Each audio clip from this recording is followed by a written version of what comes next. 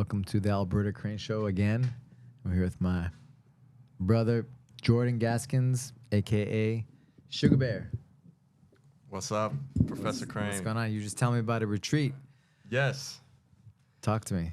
Stargazer. Stargazer? That's what we're calling it. Bought 7 acres out in Joshua Tree. And in the middle of, I got some pictures I should show you. It's just, the beauty of the desert's amazing. It's in the middle of nowhere. Dirt roads, that might be a problem getting in and out. You know, in New Mexico, right? In Santa Fe, New Mexico, like the nicest houses, like they would try to pave the roads, and they're like, no, we want to have it be dirt roads because there's a uniqueness. I know, like depending on the weather, right? But where it's deserty, there's not really like too much rain, right? Yeah. So like people, whatever, it's like a thing, right? You know, there's a certain charm to it. Charm, yeah. Yeah, but so right now we've got the house. It's the main house. It's almost built. There's going to be a pool, gym, sauna, and then cabins. We bought these like little cabins to go in the back. They each have a kitchen, shower. How many people? I think it's. Let's see how many can it fit. How many? And how far is it from LA? It's let's see. Check this out. So this is the cabins in the back. It's 1, 2, 3, 4, 5, 6 cabins. Big main house. It's about a 2.5-hour drive. Okay. From LA. But yeah, the goal is to we've already started sending messages to like Caltera, some Alberto Jimenez, like just some folks just to kind of gauge. Yeah. Like, would you be interested in? It's just surprising everybody. I guess not so surprising. Everybody's yes. Like, okay, here's my rate. How can I help? Sounds amazing. So it's encouraging. Hopefully, get it up like the first one. First session's April. So that's the plan. April next year, 2026. Yeah, we got to get you out there. Yeah, Jiu-Jitsu, for sure. TACFIT, whatever. Yeah. Looking at it's actually a nice distance, right? Because you're out of LA, but yet it's not too far, right? It's like 10 minutes from the National Forest, Joshua Tree. I think Stargazer is a great name. If you go out there and see the night sky, the desert night sky, it'll take your breath away. It's beautiful. How did you guys end up going out there and thinking about this? Just actually, it was kind of like my wife's idea, like looking at jiu-jitsu and just the community and how much it's growing, and trying to think of ways to stay within jiu-jitsu and be part of it. Well, I don't think I'm ever going to be a gym owner or anything like that, but this would be something that could give back while receiving something pretty cool too. Mm-hmm. Yeah, because like it's a lot because you do other things as well, right? It's not your full-time job, right? Yeah. Unfortunately, or fortunately, but yeah. You work for the city? I work for the state. The state, okay. Yeah, I work for the state of California. I do environmental law. So my agency is under the EPA, California EPA. We mostly clean up sites. We look at toxics and products, like everyday products that people use, regulate those, and like manage like big cleanups. Like you might have there's a site called Exide. It was a former nuclear facility in LA County, and that's being cleaned up. And oh wow, yeah, it takes in LA County. Yeah. Wow. There's a landfill called Chiquita Canyon that's by Magic Mountain. It's another site. Right next to Legacies. Yeah. It's there's a lot going on. There's so complex, right? California. There's so many things. A lot going on. Big state. tries to do a lot. But yeah, so that's the full-time gig. And then you've been dedicated to jiu-jitsu for a long time now. Yeah, yeah, it's been a while. I've been a black belt now for 5 years. Maybe 5 years since the pandemic, beginning of the pandemic. So yeah, growing up, and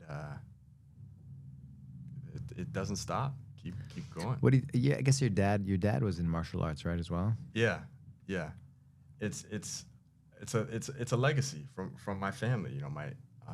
My dad was a wrestler, did judo, got pretty far but never got his black belt, and so they started me out at a young age doing taekwondo, competing, and then I finally made my way to jiu-jitsu, my 20s, and In your 20s. yeah, After law school and all that.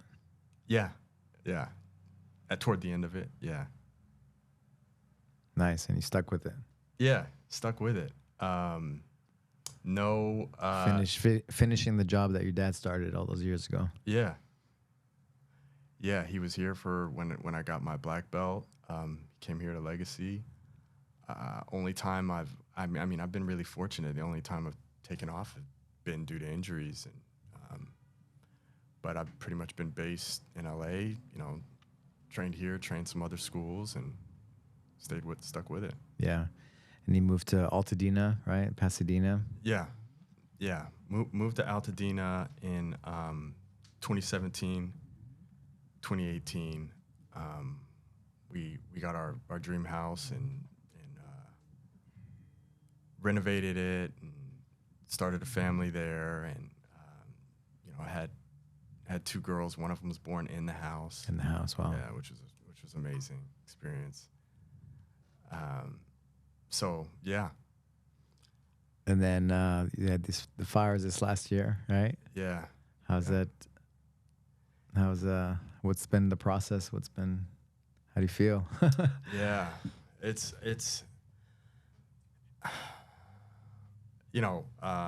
now it's been almost, we're in October going on November. January 7th, I think, 6th or 7th was when the fires happened. It's finally getting some, being able to exhale and really take a look at things and assess things. And, we are rebuilding.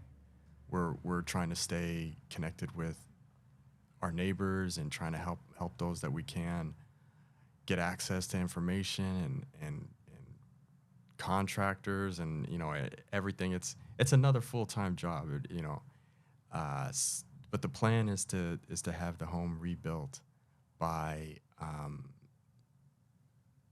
2028. 6, 7. Wait, wow. Okay, so hopefully 2027. Yeah. Okay. Because next year, 1 year at least. Yeah, right? yeah. So By the time you get the plans and 3 everything years together. total. Yeah. Okay. No, it's a process, right? Like, we know a few families, people that have homes there, that the whole block their house is standing. Some people's houses are still standing. Yeah. I know But it's all a the better house- situation. But all the houses are gone. Yeah. No, our whole block So it's like, is gone. Yeah. what do you remember that night? Were you in the house? Yeah. I actually, I had my girls. We got dinner, and I remember going outside, and you probably remember the conditions that night. It was Crazy windy. it was crazy winds, and it was hot. Characteristically hot for January, and Branches, yeah, what power lines falling everywhere. Everything, like, it was dark. Power was out in some areas, and where we live is at the top of. I don't know if you're familiar with Altadena, but it's at the top of Lake, like Lincoln, all the way up at the top. And we go home, and the crazy thing is we didn't really get evacuation notices. It's my understanding that police and firefighters may have come around like later on to knock on doors, and but it was so loud. The girls decided to leave, right away. It was like 7 or 8 and 8 p.m. Like they weren't going to wait around, and they just left with what they had. And I stayed a little. I said I was going to, water around. Yeah. Try and see if I could, check on some neighbors. I tried to water, and the wind was just blowing the water before it even hit the ground, and then I started to lose pressure, which was another. You probably heard that night. A lot of people lost their water pressure, so there's really nothing I could do anyway. So I just got in the car and was leaving with a lot of other people, packing up and leaving, and you could see the fire just in the hills, and it was raining ash at that time, and it was incredible. Got home. I got out to my parents. They live out in Upland. And got out of the neighborhood. Yeah, got out of the neighborhood. And a couple hours later, I said, I'm going to go back and see, check on the house. Did you take more of your stuff? Were you able to? That was the plan. I was going to, we got go everybody, back. And then I was going to go back. So early the next morning, I went back. And right when you exit the freeway, it was just black. You couldn't see ash raining, people running around. I couldn't make it up to the house. It was impossible. It was. Yeah. So I had to turn around. Went back later. When did the home go? In the middle of the night. We think like 4 a.m., 4 or 5 a.m. Like the winds changed, right? In the middle, like it was going one way and then it changed and then basically blew over the whole neighborhood. Yeah, it started in Eaton Canyon, and the reports were that the wind was blowing southeast, and so we were like, okay, we should be fine. We'll just go chill out at Grandma's house for a little, and then, like you said, in the middle of the night, the winds changed. Yeah, we saw the sky in the morning in Glendale. It was like completely red on that whole side, and we packed the car and we went. Just we're not gonna wait till there's freeways are packed or whatever. We just went south, just for the day to see what happens, whatever. Yeah. And then me, right, like for the gym, whatever. I decided because Burbank was good, right, with everything. I feel like there were fires everywhere. There were fires all over the place, and we were monitoring, right? But so we went south, Orange County, and it was good, right? Like the air quality too, right? Because the air quality was really bad. Yeah. And then we're at the beach, and talking to my kids, and what are you gonna grab, right? I think we're at where it's gonna be fine, right? Like, what are you gonna grab, right? You have 1 minute to grab whatever you're gonna grab, right? What are you gonna grab? And ask my kids just to talk and one of my daughters, Sono, she was like, she want to grab valuables, because it's her mom said something like that, Grab what?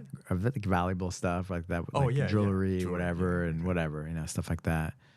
And then Serena was like, my medals, what matters to her. Yeah. And then my son was like my Switch, my Nintendo Switch. Yeah. And then it was just cool. It was nice, And I was like, but it's like, aren't you gonna grab your medal, whatever? It's like you guys are my medals, Yeah. Yeah, it made everybody think about that. I mean, so what really matters to you, right? What matters? I grabbed. I had a friend who did a portrait of me, and grabbed that, and my dog, and that was really it. The girls grabbed like some stuffed animals. Lauren grabbed her ring. She grabbed my ring too, thankfully.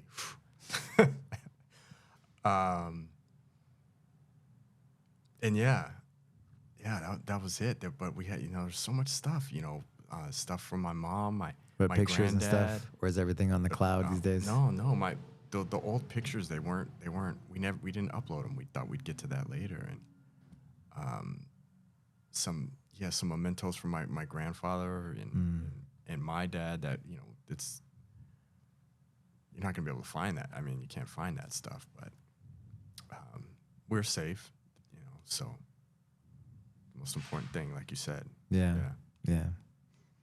Everything else you can rebuild. And yeah. So now it's like trying to be more intentional too about the stuff that I get. Like, do I really need this? And do I need more of this? And become a slave, right, to your things. Can I give this away? Like it was great. We like just the outpouring of support from like everybody that I knew, the jiu-jitsu community included. And you know, at some point it was like, all right, like we've got enough clothes. The girls have enough toys now. Like, can we pass this? We'll accept it. Can we give this away to somebody else, or can we find another family that could use this? And that's, you know, that's what we did for the first couple of months. And yeah. You know, you were in Altadena, like you started training at 10th Planet right up there, 10th Planet, Pasadena, right? Yeah. And they were in the middle of all the fires, right? We had our Legacy Pasadena.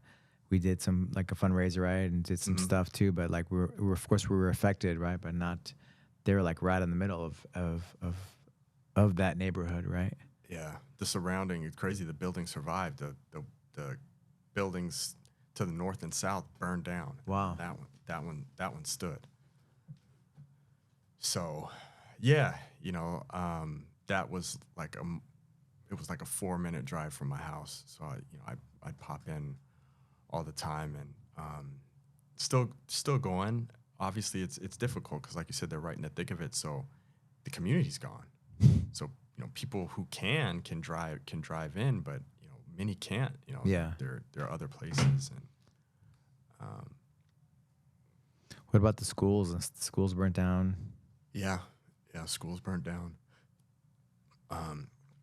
My youngest's school burnt down, and for the first couple of months, they were kind of bouncing around locations. Now they found a location, but Eloise's school was further in Pasadena. It was fine, so we were driving in from Upland to get her there. Okay, but yeah. Are you guys back in the area? Yeah, we're back now, renting a place in Pasadena. Man, what a turn of events, right? It's one been day a to the year. next. Yeah, it's just like you think about it, like what would it be like just in one night just to lose all your material possessions? Oh, you know. It's just, yeah. And it's, you know, it's that part of it wasn't so bad, you know. It's there, like we're saying, like it's material. Most of the things, they're material possessions, but just like, I don't know how to explain it. Like like losing your home it's more than just the possessions. You know, it's the memories that you know we had there. Like, you know, Violet being born there, our first home, the community, the neighbors, you know, and what that area meant to a lot of people too. Altadena, you know, it is a unique city, and it's never gonna be the same. But, you know, we'll build back. Yeah, I think a lot of folks will. Yeah, I went to your I think your house opening when you first moved in and got it ready. Yeah. I think that was it. Where you had your little office in the backyard. Yeah, I think it was a birthday party. Birthday party. Okay, that's what it was. One of the first years. Yeah. Yeah. I worked back. Yeah, I worked in the back. Yeah, good memories. Your dad was there. I remember talking to your dad. Yeah. So your daughter's first birthday? Yeah, I think so. Yeah, it was, right? Yeah, that's what it was. Yeah. You were still working in Glendale? Yeah. At that time? Yeah, working in Glendale, training at Legacy Glendale with George and that crew, Omar, and yeah. He's back. What do you call it? The Gaslight gang? Yeah. Still going strong. Yeah. Chris B. Yeah. Yeah, we're all like, 40-year-olds now, and I was just talking to a TACFIT guy, and we were just talking about, he remembers my kids when they were like little, right? Like 4 or 5, I think, 6. And now they're like 16 and 18, yeah, and yeah, just, me too. Yeah, right? yeah, Put things in perspective, that we had a big wedding this last weekend. It was like a cousin, like first cousin, like my wife's family is really big. So it was on her dad's side, it was the last aunt. So the first cousin, she has another sister, so we have one more, but it's the last ones of all the cousins to get married. And so it was a big deal, right?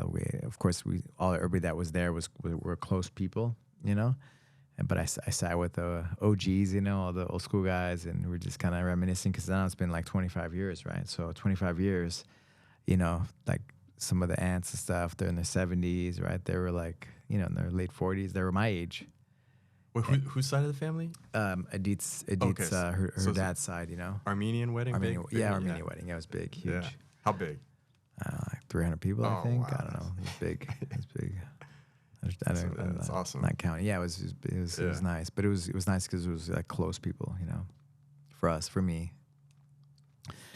And just talking to some of the OGs, and just it's surreal. Like one of the cousins, he has like all these grandkids now, and his kids were still teenagers at the time, Now grandkids, yeah. Yeah. It was like snap of the finger, Yeah. It seems like so. It does. Jiu-Jitsu's growing up too.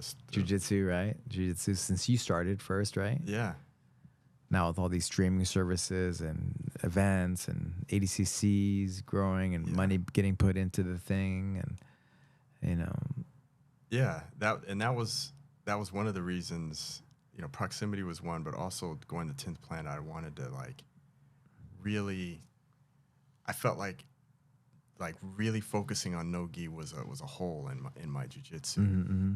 Even though I trained no-gi here at Legacy, but I would train no-gi and gi, switch it up. I really felt like I had to just no-gi, and to really understand it. Mm-hmm. And I would recommend that. I mean, at least a couple of months, just say I'm only going to train no-gi, because you have to retrain your brain to not focus on the grips that you can rely on. And I felt like going back and forth didn't allow me to do that. To focus. Well, because you have you also had like work, and it's like you were doing that on your extra time, right? Too.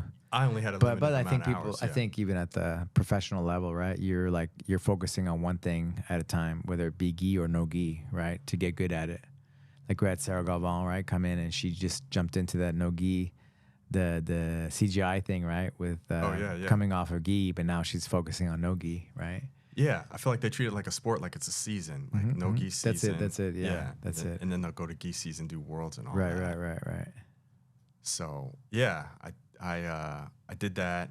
I had this experience. I went to this was right before I switched to like really focus on no gi. I went up to Northern California. David Terrell, you remember him? Yeah, of course. Yeah, it's my era. Yeah. I went to his gym. Cool. I went to his gym. I visited it. I dropped in. I saw him at my daughter's wrestling state championship. I was walking out of the bathroom. He was walking in. I was like, oh, hey, dude, what's going on? Great guy. Beast, yeah, nice beast. guy. Still ripped and yeah. So I popped into his gym, and it was real nice. Oh yeah, Alberto. Yeah. Oh, you're a black belt. Okay, yeah. Roll with this guy. These were all guys just focusing on no gi. Yeah. A lot of wrestlers and stuff. Yeah, I'll be fine. And I just got worked by these guys. And I'm still young, but I felt pretty confident about both gi and no gi. And I remember one of the guys was like, oh yeah, but you train mostly gi. I'm like, well, it's the same. He's like, no, it's not the same. And I was like, oh, you know what? All right. And from that day, I'm like, I'm gonna focus on no gi. David Terrell, if you're listening, I'm coming back up there. I'm coming back up to your gym. I'm coming for you. What were some of the things that, what was the transition, or what were some of the things that started to help you get better? Or what are some of the early successes you had of kind of adapting and evolving? Like your no-gi game. Yeah. So my gi game relied a lot on like inverting and like lapels and stuff like that. There you go. Yeah. So It's the style, right? yeah, That also and that translates to leg locks in no gi, because I'm constantly trying to get under you or trying to off balance you. But what really brought my no gi game to the next level was getting away from that. And like, I used to be like, no, side control, I don't need to. But mount is now my favorite position. I think it's the most powerful, better than taking the back. It's mount, I think. And upping my back control, not having more to rely. than taking the back, huh? Yeah, definitely. Sugarbear's mount, huh? Yeah. It's What's your go-to submission in mount? mother's milk. I asked him that question. We already knew the answer, right? What else you got? You know? Head and arm, an arm bar, like an arm crunch. But it mother's all milk goes off of that. Mother's milk or rear naked choke? Mother's milk. It's the king mount, because if you want to get out of mount, you're gonna give me your back. But back, I feel like if you lose that, well, I can see I can mount you. You know, It's funny because the early 2000s guys coming around. Yeah. Well, we started like doing it we used to call it smother choke, right? And abafu, right, in Portuguese, smother choke, and we show it to kids, and you know it's kind of brutal, right? It's it's like humiliating, right? You smother somebody with your chest, right? Yeah. And they can't breathe. It's they like, can't breathe. They panic. It's like a panic tap too. Yeah. It's like, Yeah. But you're not. You're not. It's not. I don't think it's a dick move. You're not threatening a limb, a break. You know, at most it's just like you said. It's Maybe your the nose, ego's a little bruised. maybe the nose, right, a little bit. Yeah. It comes a little red, like when their eyes are watering a little bit, but it's clean. It's pure. You know. So okay, go back into the mount. So what do you like about the mount? I like that even you being a lighter weight, you like the mount. Yes. The mount a lot. Yeah, and that's what changed. I gotta pick your brain a little bit on some of the controls and ask your thoughts on it. Oh, my mount is way different now. It against bigger opponents. Yeah. I'll go straight to the mount. Like forget the side control. Forget any of that. I like to start with like a head and arm, like a tight cross-face head and arm. So you're worried about that, and then I can just bring my knee over into the mount, and then I keep that.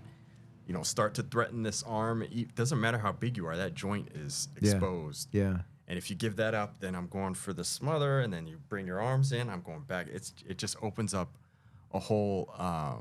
It's a really suffocating style of like jiu-jitsu. anaconda style of that's it. And a little guy can do it, because even a big guy, you've got to give up something to get me off of you.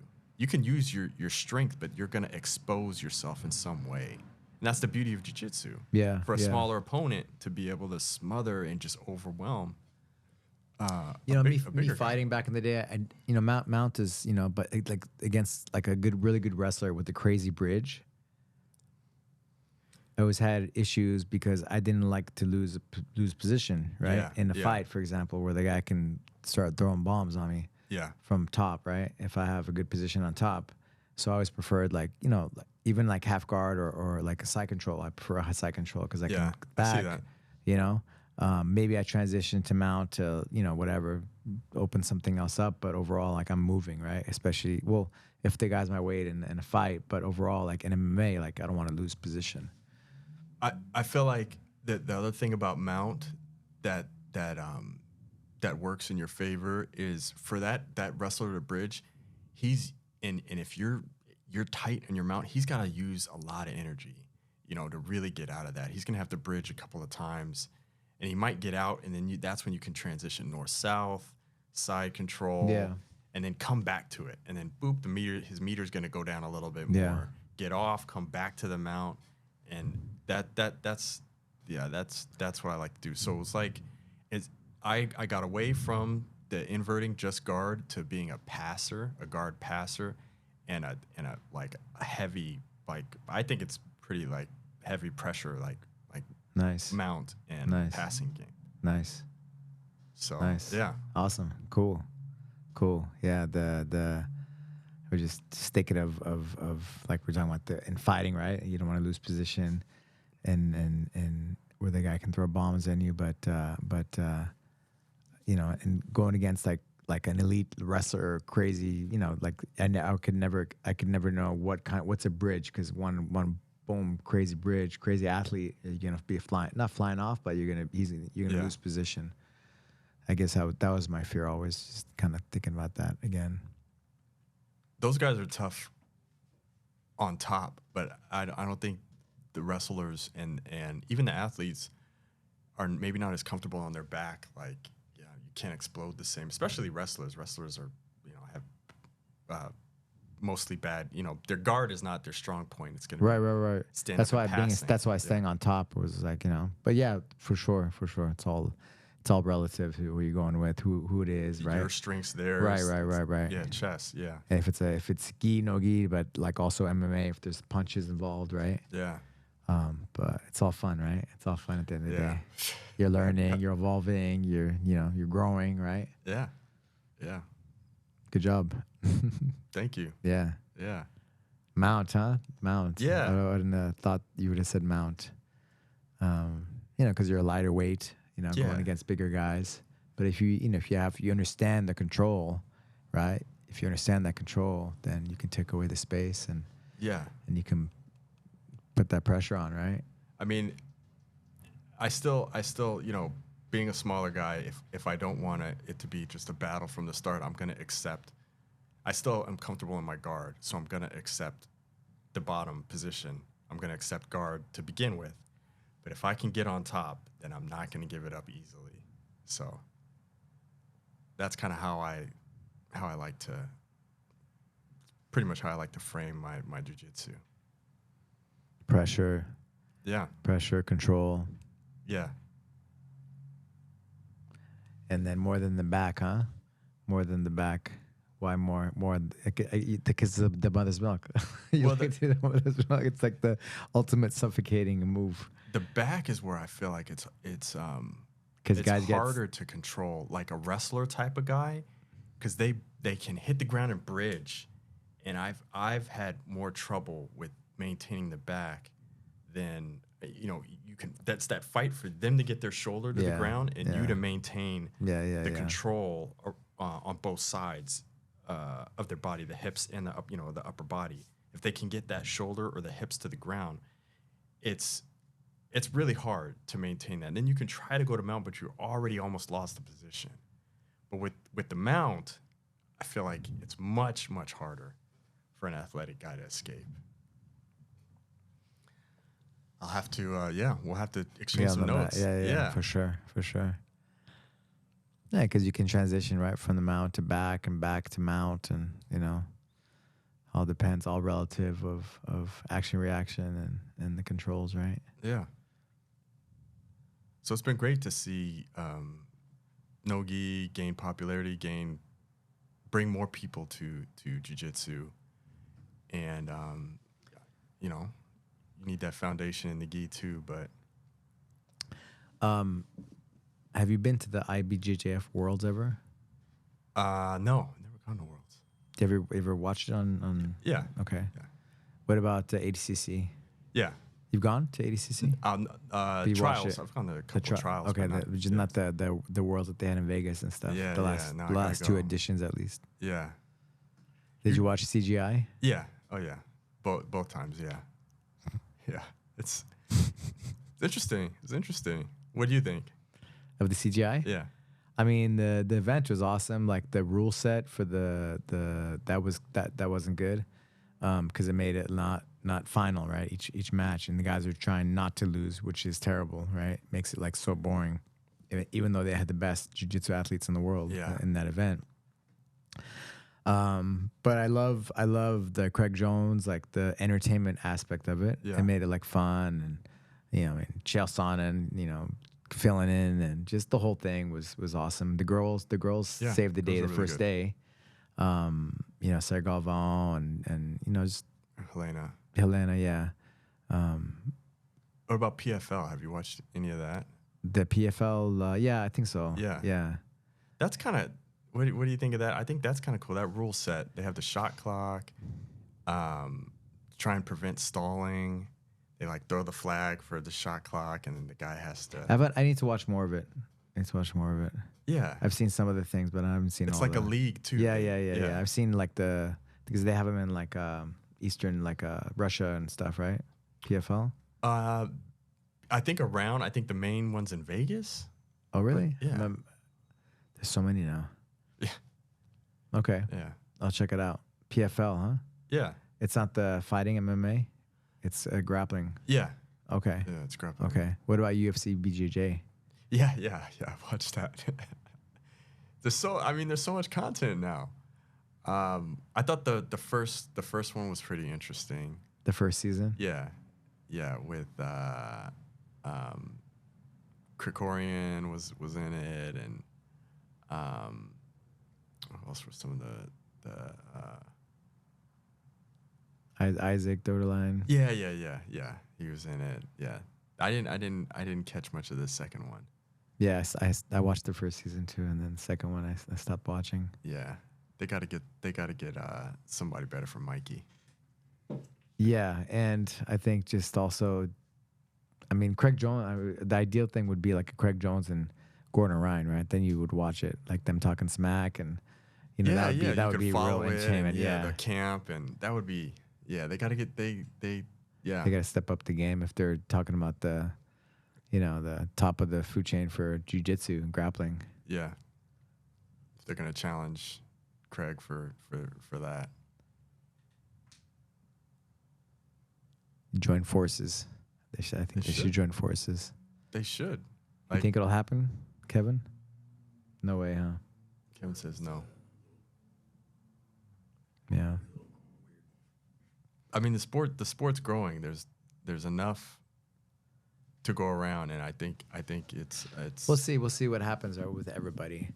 ADCC's been around forever. They're kind of like IBJJF. They're gonna be around, no matter what aspect or whatever level they're gonna be at. You know, they're gonna have it. CGI, we'll see. And then UFC BJJ, we'll see what happens. Yeah. I hope for the best.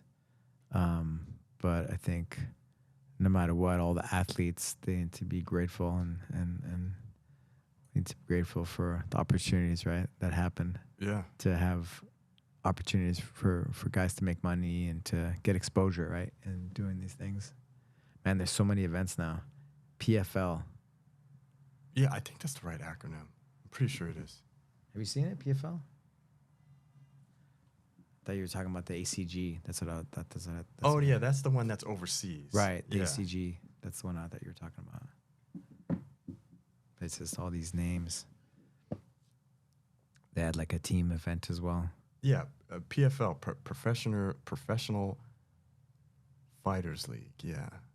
No, that's MMA, I think. That is MMA. I'm pretty sure I got. PFL is Oh, that's UFC, huh? yeah, I think they signed Nagano and like some names.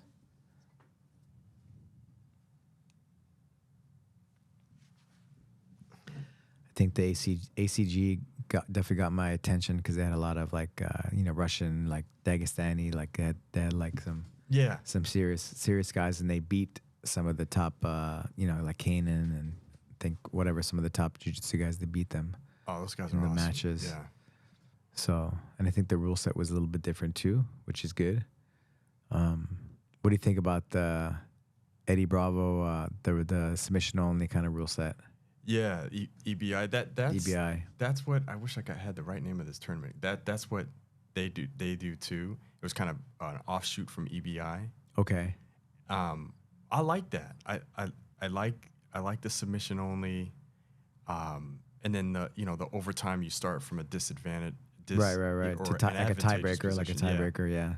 Yeah, it's fun to compete like that, and I think it makes it kind of exciting because it kind of goes back and forth. If it goes to overtime, it kind of goes back and forth. It's Yeah. kinda, Okay. it's kind of fun. Nice. What else you got going on? What else? What else you got coming up besides rebuilding your house the next few years? Got the retreat. Retreat. Man, you know that's it. Just being a dad, trying to keep the girls motivated to keep training.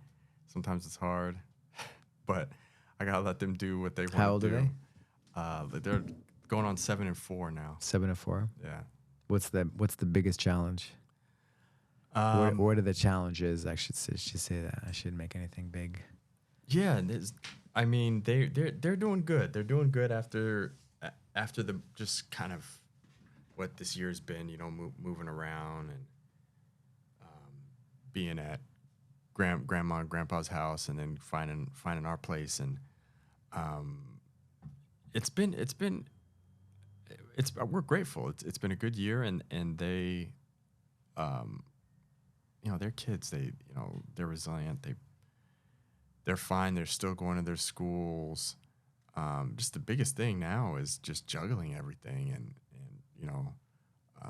my stuff with their activities, and yeah, it's nothing. It's all good. All good stuff. Getting them to the practices. Yeah.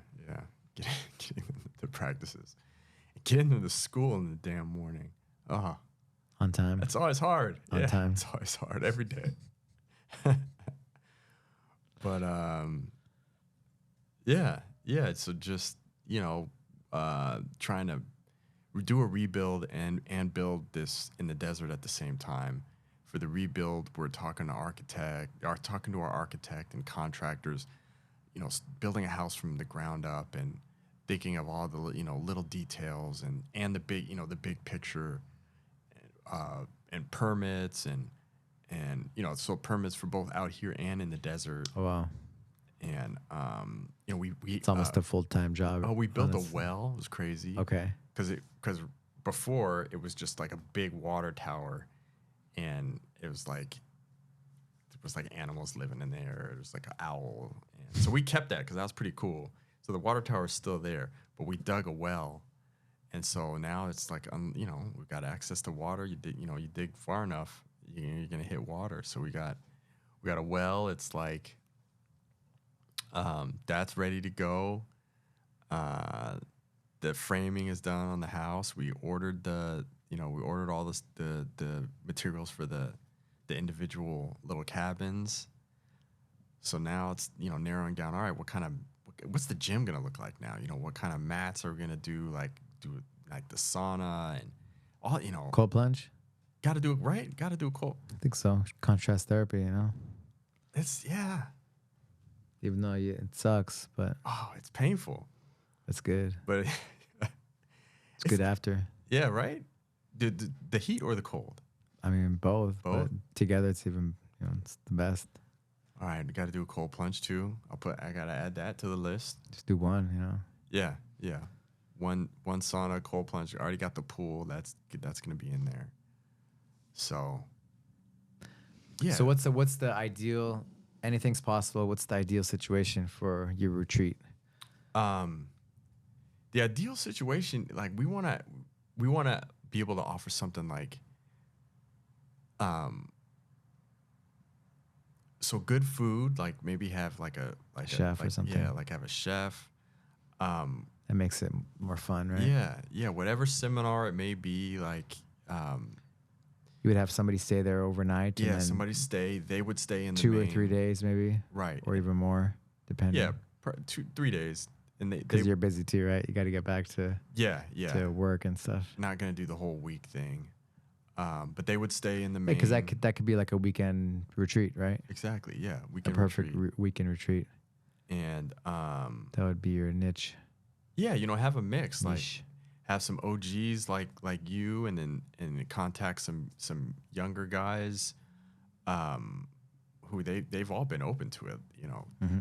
So be able to showcase the sport. Also maybe have other things too, yoga, TACFIT, whatever. Mm-hmm.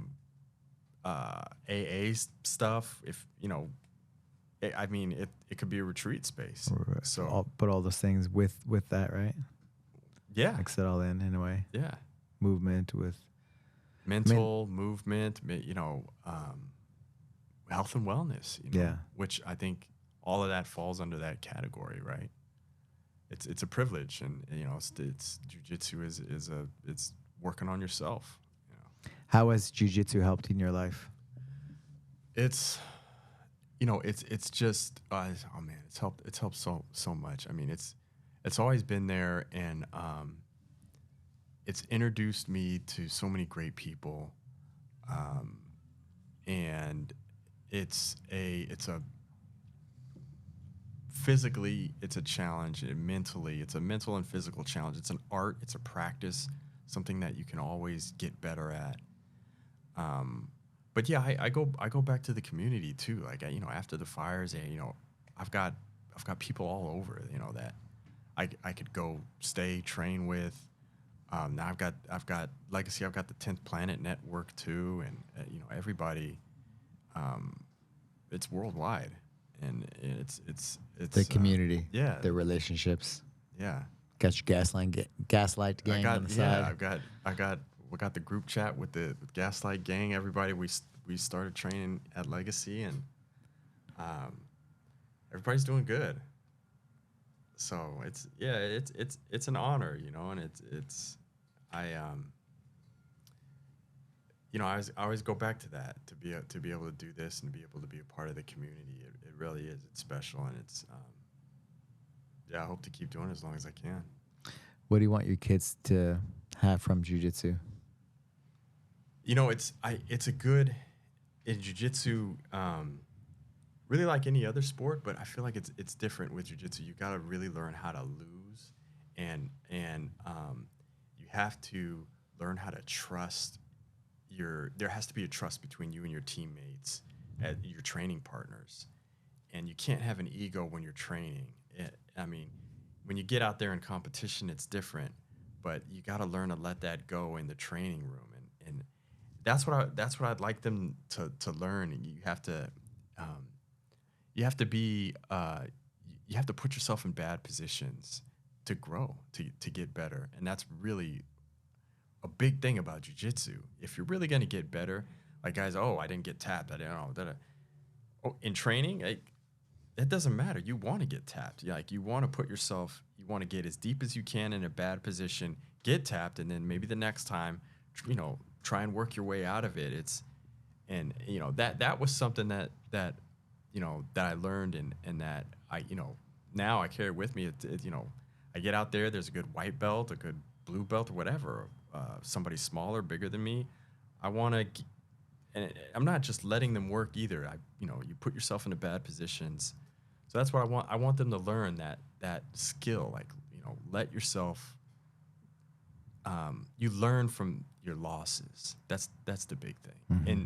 In training, you learn from being able to get out of bad positions, as much as you learn from being able to apply your offense. Mm-hmm. You got to do both. Yeah, that's it. You got to do both in life. You have the nickname Sugarbear. How did you get that name? I like to think it describes my, you know, my jiu-jitsu. I'm like a small, maybe like a honey badger kind of thing. Why the sugar then? Sugar You know, bear, it's like sweet, you know? Yeah. Yeah, it could have just been like I don't, you know, Joey. You know, Professor Joey? Yeah, Joey gave that to me. Oh, okay. Yeah. I knew that. Yeah. Yeah. What's his name again? What's Sugar Bear's name? Nobody knows your name. They just know you by Sugar Bear. Well, yeah, that's when I come around Legacy, it's like, oh, Jordan, who's that guy? Oh, yeah, Sugar Bear. Sugar Yeah, yeah. Awesome, man. Yeah, we're trying to get Joey out to Japan, right? We're talking about his little surprise we're going to be giving him. We're talking about it now, but yeah, we'll talk about it after some more. Are you gonna go? I'm not going to go. I'm going to support him going out there just because it's a lot of years of him helping others, right? And teaching and giving back to the community. You know, speaking of travel, would you recommend, like, for a jiu-jitsu vacation, Brazil? For a jiu-jitsu vacation, Brazil? Let me think about that. What's the intention? Well, you know, it's just to, I mean, it's Brazil, like, just to go to, I think if you do jiu-jitsu, I think you should go to Brazil. yeah. And I think you should, you know, ideally, the ideal situation is you go down on a train, you go for like a week, kind of like pilgrimage to Mecca, right? Yeah, yeah. So you go to Brazil, you go to Rio, and do a couple tourist things, train, and then you compete at the end. Okay. I gotta put that on my bucket list. Yeah, I used to take guys down there. Like, it's been so many years, and I owe it to a lot of some of the master guys. You know, I owe them a trip. You know, I just have to figure out with my kids, and you know, throw me in that bucket. We got to figure out. I got to balance everything out. You know. Yeah. But I definitely owe it to some of our master black belts. You know, Oh, that would be awesome. Yeah. to do a organized trip and, you know, bucket list kind of thing. Yeah. I've always thought, I've never made it down there. Always thought about it. So yeah, that would be great. Who are some guys that you look up to in jiu-jitsu, like competitors, active competitors now? Active competitors, like as far as their styles. Yeah, or, yeah. Man, I don't think guys. Yeah. You know what? I really like a lot of the guys out of the UK. Owen O'Flanagan. Okay. Owen Jones. Owen O'Flanagan for his guard, and he really, I really learned the shoulder crunch to Choi bar, that whole connected movement. And Owen Jones, he's a smaller guy. Like, his passing was really incredible. He does both. And I always like the guy, like Lankaker, him. From Tommy, Norway? Or those Sweden? guys, Norway, right? Yeah. And Espen Matt, I'm gonna mess his name up. Matthijsen, Matheson, Mhm. those guys. Yeah. There's been some guys out of the UK, I think, really innovating, some real innovative moves. It sounds like you need to go to compete in Europe and do a jiu-jitsu Europe trip. You could take the wifey and then do jiu-jitsu too. Yeah. I've never been to UK, never been up there either. There's this one Polish guy too. I really like. Adam Wardzinski? No. Not Wardzinski. Mateusz Szczecinski. Have you heard of him? Yeah. He's that guy, a good leg locker. I really try to follow like what they're doing at the highest levels, and because I've been doing it for a while, so it's like, you know, it's always interesting what's popular right now, because it's always changing. Yeah. What keeps you motivated to stay in the game? What gets you excited? Yeah, that's a tough one, because it's tough to maintain that fire, you know. So for me, at least, through injuries right now, I'm nursing one. I've got a separated rib, like an intercostal thing, and it's just, I'm just sitting there watching stuff. I can't get out there right now. But I still teach the kids at the 10th Planet program. Okay. So that motivates me to kind of keep in tune with the pulse of the sport, of the practice. And also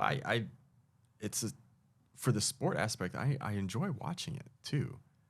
And while I can still, you know, implement some of the moves that I see, it's like, oh, I want to get out there and try this.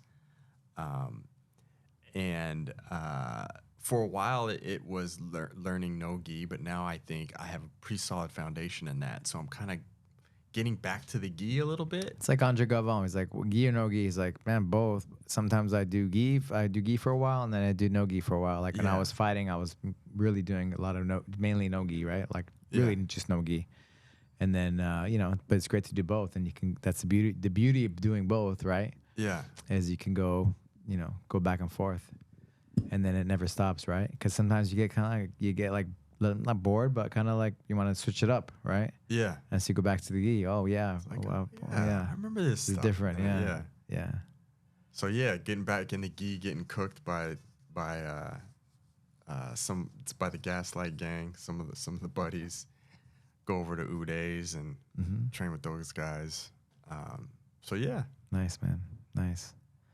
Well, thank you, bro. Thank you for the memories and the friendship and the training and the man. It's been great to, I guess, see us all grow up, right? And 4 kids and kids now and kids growing up. My kids growing up. Hey, you know, you talking about mentors. You're definitely one of mine as well. You know, managing this practice, business, family, all of it. So it's an honor, and it's always good to see you. Thank you, brother. I look forward to going out to your retreat and doing some jiu-jitsu and then doing some recovery things through TACFIT and, you know, like things that you can add to your toolbox when you go back and do jiu-jitsu at your own gym, right? Or wherever it ends up going. Yeah. And, you know, giving some value, right, to those kinds of things that you take back with you, right? Not just jiu-jitsu techniques, but the overall kind of concept of training for life, right? Making Health. jiu-jitsu a lifestyle. That's it. Health first. The health first way. Let's do it. Yeah. Do you have a website or anything? It's coming. Website coming. Instagram, your Instagram? Mine's the Step Over King. Step Over King. Yep. But I'll post a link on mine once we get it up. Stargazer, it's not up yet, but it'll be up. Awesome. Thank you, brother. All right. Thank you.